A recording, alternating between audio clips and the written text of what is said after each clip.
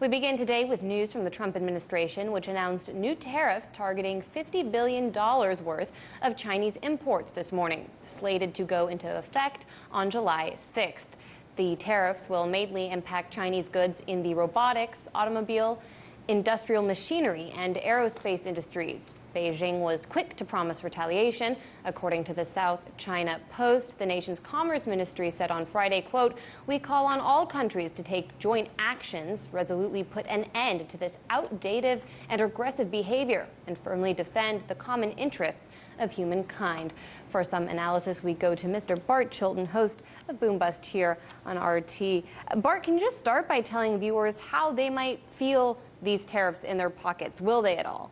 Well, if they drink beer, because beer is made from aluminum, that will probably be impacted because the tariffs were put on European, Canadian, Mexican, and Japanese steel makers who import steel and aluminum into the U.S. And so getting aluminum and steel into the U.S. for things like soup and beer cans and soda cans and automobiles and airplanes, by the way, will be a lot more expensive. So the airline manufacturer, like Boeing, their stock has dipped 4 days in a row. They've had lots of turbulence, as they say, in the market.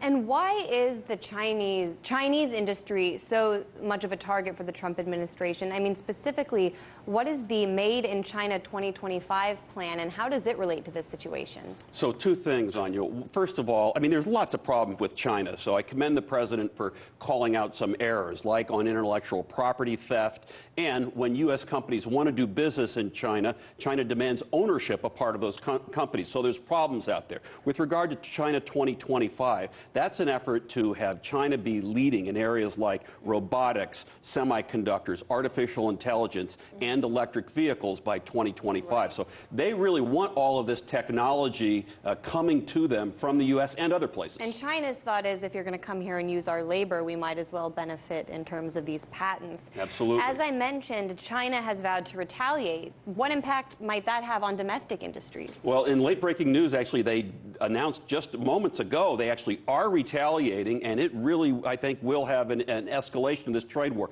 At first, everybody, I think, thought, Anya, that Mr. Trump would put these things out there and it would bring everybody to a negotiating table, and it did.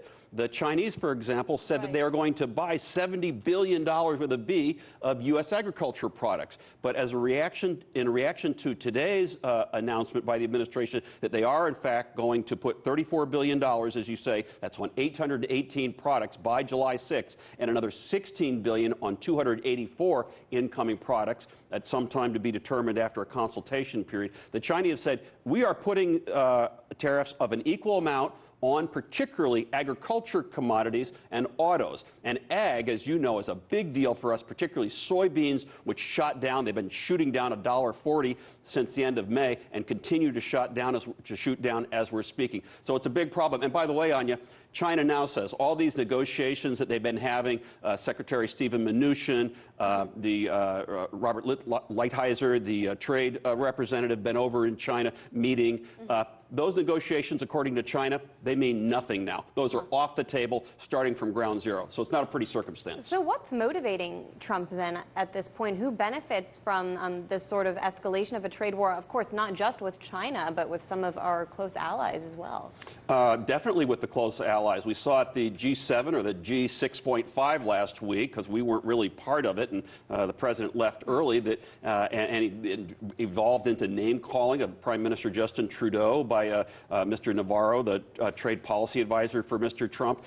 There's not a good relationship. I mean, the only thing I can hope is that there is some, I'm suspect, but some sneaky strategy that perhaps this is all going to work out. And more power to the president if that's the case. But so far, it looks to me like nobody is winning from these circumstances. And still in the media, we hear this is the lead up to a trade war. I mean, at what point, if it walks and talks like a trade war? In my view, it's been a trade war since March. And, I mean, we've already imposed these steel and aluminum tariffs. We're already getting countermeasures from Mexico. It's a done deal trade war. It's only escalating at this point, Anya. Well, I guess many people will be hoping for detente then sometime in the near future. Bart Chilton, host of Boom Bust, thanks so much. Hey YouTube, thanks for checking out our channel. We hope you enjoyed the video. We have tons of content for you just like this. For more of RT America's one-of-a-kind news and analysis, be sure to subscribe and never stop questioning more.